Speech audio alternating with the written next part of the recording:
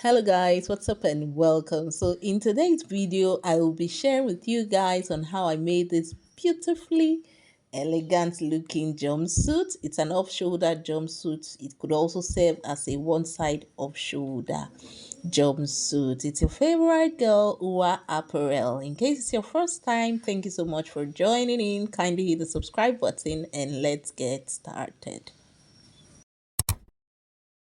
So to make our off-shoulder jumpsuit with drawstrings at the waist, you would require 3 yards of fabric. But I have here 2.5 yards of fabric, and so I could not cut for my pockets.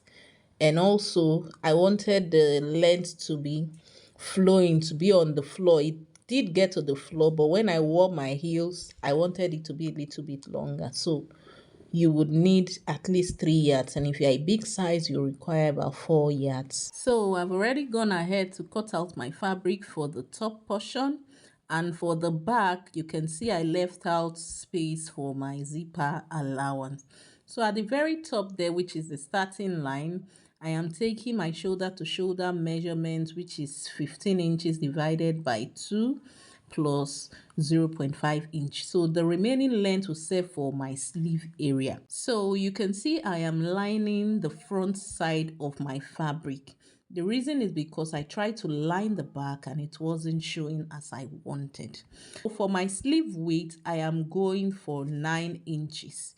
It is 8 inches plus 1 inch seam allowance to give me 9 inches. So I'll go ahead now to rule a straight line across that point. Okay, so on this line is where I'm going to be taking my bust circumference measurements, and for the full length of my top portion it is 16 inches point 5, then extra 0.5 inch for my seam allowance, so that's 17 inches. So I'll go ahead also to rule a straight line across the point there. And next, I'm going to be taking my bust circumference measurement on the chest line, which is the area for the sleeve width. So my bust circumference is 10 inches, which is 40 inches divided by 4, give me 10. After that, I'll go ahead to add extra 3 inches allowance to it. So this will serve for ease and also for seam allowance. So at the bottom, I will be taking my waist measurement of 8 inches. I would also be adding extra 3 inches allowance to it. And then I'll go ahead to connect both points together using my rule. So you can see I'm shaping it right now. After that, I also went ahead to drag the curve around the armpit area, and then we'll go ahead to cut out our pattern. So at the top there where I have my shoulder to shoulder measurement taken, I am making a notch there because that's the place where we're going to be running our stitch from. So first I am opening up my fabric now, and then I'll go ahead to place the front fabric on top of the back fabric. So you can see that I used my pins to hold the zipper area there. So at the top portion, as you can see, the portion where I made notches is where I'm going to be running my stitches from. So I'm ruling a straight line along that portion there, which is about 1 inch from the border of the fabric. So I'll go ahead now to the sewing machine to run my stitches along that line there, as you see me indicate with my finger. So this is what it is looking like after I was done. You can see that portion where our measurement started from is having our opening. So I'm opening up the fabric now and I'm holding it inward. I also go back to run my top stitch along that folding as I'm indicating with my finger. I'll do it for both sides. Okay, so ensure to open up the middle portion where it is pinned, and this is what it is looking like after I was done stitching as well. Also folding around the sleeve area, the border of the sleeve area, I'll go ahead to also run my stitches around that portion. So it's a very easy outfit and good for ready to wear. If you want to go into the business of making ready to wears, this is a very good outfit that will sell. Okay, So next, I'm going to be closing this outfit or this top on the side. So I'll be stitching the sides using 1 inch seam allowance. So I'll go ahead to my sewing machine now to run the stitches.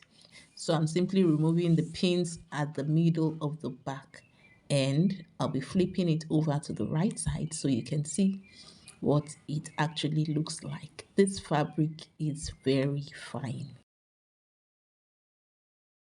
So we're going to be setting this top portion aside now so to work on the trouser of our jumpsuit.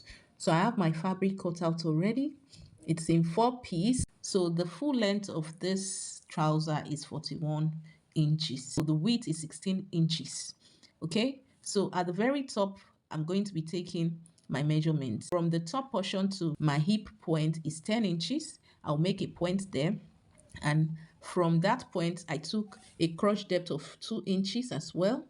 And so for the full length of that flap, I am taking an extra 2.5 inches. Okay, so I'll go ahead now to rule a straight line across those points. So on my hip line, I'll be taking my hip circumference, which is 40 inches divided by 4 to give me 10.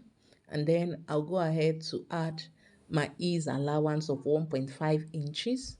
After that, I'll be taking an extra 4 inches allowance. So if you're an adult, it is important that your flap area is about 4 inches wide. So from that hip line, I'm going to be ruling a straight line across that point. Okay, I'll take the line downward and then upward to the border area at the top. And around that angle there is where I'm going to be grafting my curve from using my curve rule, as you see me do right now. You could use your free hand. Okay, so at the border area or the full length of our trouser, you can see me refolding the fabric. This is to ensure that my camera is able to see it. I'm taking a measurement of 1.5 inches. You could leave yours if you do not want to shape in your trouser, but usually I either take 2 inches of measurement or 1.5 inch. So from that point, I'm going to be connecting it back to the flap area using my straight rule. Okay, so if it were a pencil trouser, we will be shaping it on both sides, but because this is a very big palazzo pants, would not bother to shaping it on the other side. And after I was done, you can see me cutting out my trouser pattern already. So this is what it is looking like after I was done cutting. And now I'm going to go ahead to separate 2 pieces each. So one will be for the front and the other will be for the back. So at the very top of the front one, which is the one I'm working on now, I'll be taking a 1 inch measurement at the top there, and I'll be connecting it back to the other end of the trouser at the top. So using my straight rule, I'm simply going to rule a straight line across. You see me do this a lot in my videos. So I'll go ahead now to cut out that portion there.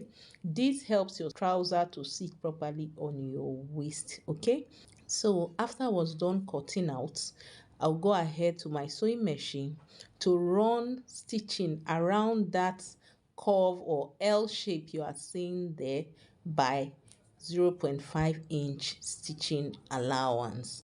So this is what it now looks like after I was done joining the flap portion. So I'm simply placing the front fabric on top of the back fabric, the right sides facing each other, and I'll go ahead to run my stitches on both sides of our trouser.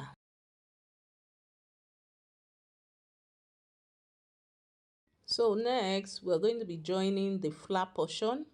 Okay, so you can see me placing it properly. This is supposed to align properly. So I usually run my stitches from the midpoint there all the way to the border area. So we are done joining our trouser, both the back and the front right now, and this is what it is looking like. So I'll go ahead to flip it over to the right sides, and then we'll be joining it with the top portion. So this is me placing the top on the trouser portion. So ensure to make a notch on the midpoint of the front side of the top portion. So just take note of the way I'm placing it on top of the trouser right now. And I'll go over to the sewing machine to run my stitch from the middle of the front all the way to the middle of the back. So this stitch is by 0.5 inch, and this is what it is now looking like. I also went ahead to stitch from that middle point of the back towards the top area, and then I have also ironed it out. Okay, so I'll be straightening it out now, stretching it all up so you would see what it is looking like. You can see it's looking very beautiful already. The squeezed portions have all stretched out. So if you had followed that measurement, even if you are a big size, if you had followed the allowances that were added, you would not have extra fabric left at the back after joining the top to the trouser. So you can see it is looking very neat. So next, I'm going to be working on the casing for our drawstring, which is around the waist of our jumpsuit. So I have these two pieces of fabric I've already cut out, which is about 3 inches wide. Okay, so I'll be joining it together now. You can see, like I said, it's 3 inches wide. And then that portion where I'm going to be joining it, please take note of what I'm going to be doing right now. So I'm marking 1 inch upward and then 1 inch downward. So I'll be leaving the remaining 1 inch open. So my stitch will be on that line which I just indicated with my chalk right now. So after I was done stitching, this is what I have. So the 1 inch is where we're going to be passing our drawstring through after making or sewing our casing. So on the waist of our jumpsuit, you're going to be placing your fabric on the trouser portion first, as you see me do right now, and you're going to be running your stitches from that midpoint there at the front all the way to the back, to the center back. Okay, so if you're a beginner, it is advisable you hold it in place using your pins. So I'm going to do this for this side, and I'll also be repeating it for the other side. And then I'll go over to the sewing machine to run my stitches on that portion where I'm pinning right now. So this is what we have after I was done stitching. So I'll go ahead now to stitch together the piece of fabric at the middle of the back of our jumpsuit, as I'm indicating with my finger. And thereafter, you can see me raising up that casing fabric. So I'm going to be folding it inward as you see me illustrate right now, and I'll go ahead to hold it with my pins before running my top stitch on it. So if you're a beginner, it is always important to hold with your pins so that you'll be able to notice if the fabric is squeezing at one point, because when it is not properly stitched, it will get to a point and it will start squeezing, and no matter how much you iron this out, it is not going to look neat or fine like a ready-made. Okay, so I'm going to be doing this all the way to the midpoint of the back of our jumpsuit, and then our casing will be all set for us to pass through our drawstrings.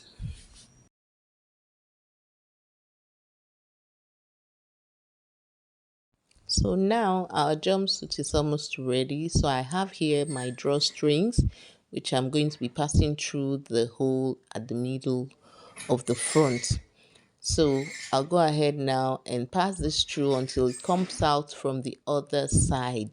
So if at this point you haven't subscribed, what are you waiting for? Kindly hit the subscribe button and like the video. You could also leave all the comments below in the comment section. So this is me stretching out my jumpsuit to ensure that the drawstrings are both equal, of the same length when it is drawn out. So you can see it is looking very neat. I got lots of nice comments from my colleagues when I went to my place of work. Are you going to be trying this out? Kindly let me know in the comment section. So what I'm going to be doing now is to make fold around the border area of the trouser, as you see me do right now. So I'll fold it twice and then I'll go ahead to run my stitches around it. And the last and final thing we're going to be doing on this jumpsuit is to attach our zipper. Preferably, it is better to use ready-made zipper. So thank you so much, guys, for watching. I will be seeing you on the next one. Until then, it's your favorite girl, Ua Apparel.